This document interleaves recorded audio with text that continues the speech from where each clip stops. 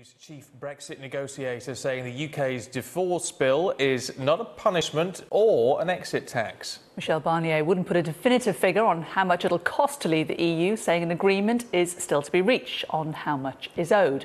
Conservative Peter Bone joins us live from Westminster. Mr Bone, Theresa May is very keen for us all to believe that she is very strong and stable going into these negotiations with the EU. But it's very clear from this press conference with Michel Barnier that relations between the UK and the EU are not good.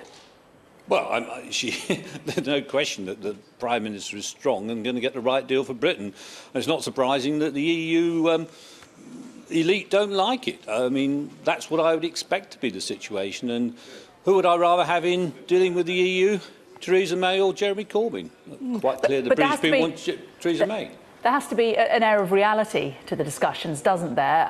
And some would argue that Theresa May has very much made it clear that this can be done and dusted in 2 years. Michel Barnier says some have created the illusion that Brexit will have no impact or can be done quickly and painlessly. This is not the case, he says. Well, I was talking on the doorstep to Helen Hallison. She was just a local businesswoman, a physiotherapist, and she said to me, look, we've paid all this money into the EU over these years. We've funded the EU. How on earth are they expecting us to pay money to them when we leave? They should be paying money to us. And I thought Helen had that quite right, and that's what we should be pressing for. Over the years since we've been in the EU, £184 billion we've paid in net.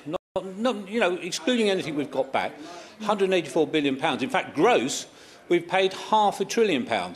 The idea that we owe them money is laughable. In fact, quite clearly, they ought to owe us money. And if it was a divorce... Really? Yeah, I mean, if you sat around a table with some friends and agreed to pay for a holiday together, say, and then you decide to pull out, are you not still liable to pay for your share of the holiday?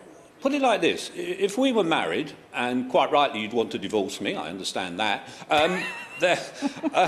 We'd divide the estate up, and if I'd put £184 billion into the marriage, I'd expect half of that back, which roughly is over £90 billion. But if you perhaps promised to pay for private school fees, you'd probably still have to pay for them, wouldn't you? Well, I didn't know we had children, but perhaps...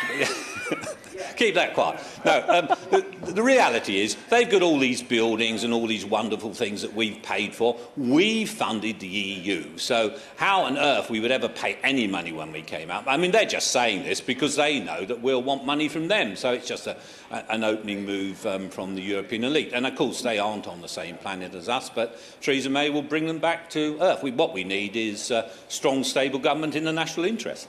But a poisonous atmosphere isn't a good start, is it? Yanis Varoufakis, the Greek finance minister, was watching the same press conference. He described it as a declaration of hostility from the EU. Well, if they're that stupid, and they may well be that stupid, it's not in their interest because they have a £60 billion trade surplus with the United Kingdom, and if they were to try and punish us or put tariffs on, they would be far worse off. And I think the directors of Mercedes would be knocking on the door of the German Chancellor pretty quickly and saying, what on earth is going on? We have all the bargaining chips. They're the ones that will lose if there's some sort of bad deal. So this is just them, making noises and doing what the European elite always does, which has little to do with reality. But some of those subsidies, think, for example, farming, a lot of that money does come back into the UK, and if we just stop paying the bill immediately, there will be those in the UK that will lose out as well. It won't just be in the EU. Well, no, that's wrong. I was talking about the net contributions. That's the money we've given to the EU, and we haven't had any of it back. Now, the subsidies, the farm subsidies, whatever that amount is, we as the British government will be able to decide how that's distributed.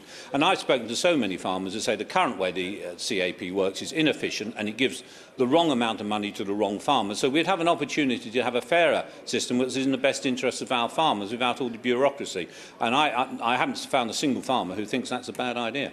So just to be clear, from your understanding, the figures that have been talked about, 50, 60 million euros, and now we've got this latest figure of 100, are you suggesting that Theresa May should go into these negotiations saying, actually, the amount you're going to get from us is nil and we want money back? Absolutely, and that's the first. I mean, I don't know if Theresa May will be doing it or David Davis, but that's exactly what I'm saying. Of course, they know that, and what they're desperately trying to do is to try and invent a figure so that they can get away with paying us less than what they actually owe us. OK, interesting stuff. Peter Bone, we shall see if that was indeed the case. Thanks very much for joining us. How's the divorce going? Yes, thanks very much for our very brief and ill-fated relationship.